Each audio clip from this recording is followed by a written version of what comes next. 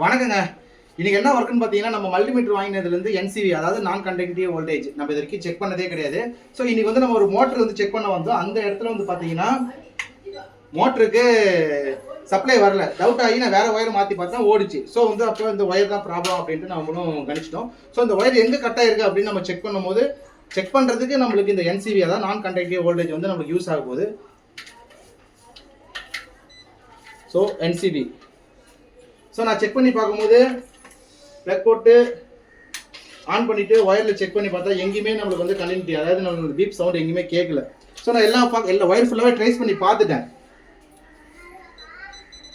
So அப்போ எங்கே ப்ராப்ளமாக இருக்குன்னா ஹோல்டரில் தான். நான் ஹோல்டர் பிரித்து காட்டுறேன். நம்மளுக்கு அந்த ஒயர் எங்கள் ஹோல்டரில் தான் கட் ஆகிருக்கும் அப்படின்றத நம்ம ஈஸியாகவே பார்க்கலாம். நான் பிரித்து காட்டுறேன் பாருங்க. என்ன கான்செப்ட்னா வந்து நல்லா உள்ள சொருகி விட்டுருக்காங்க. ஒயர் டச் ஆகாமல் இருந்திருக்கு. அதனால தான் வந்து கண்டினியூட்டி கிடைக்கல. வேறு ஏதாவது சவுண்ட் கேட்டிருக்கு.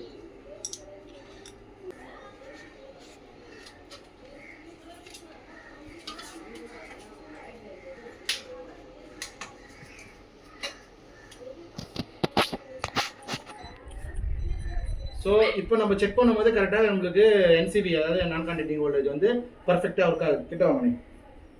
ஸோ இப்போ இந்த வயலில் நம்ம ஃபஸ்ட்டு செக் பண்ணும்போது சப்ளை வரல.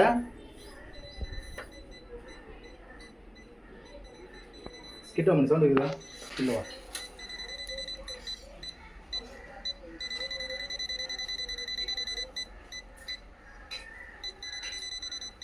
ஓகே. ஸோ தெமிஸ்ட்ரோ M100 இந்த மல்டிமீட்டரோட மாடல் ஆல்ரெடி நம்ம சேனலில் ஃபுல் வீடியோ விட்டுருக்கேன்.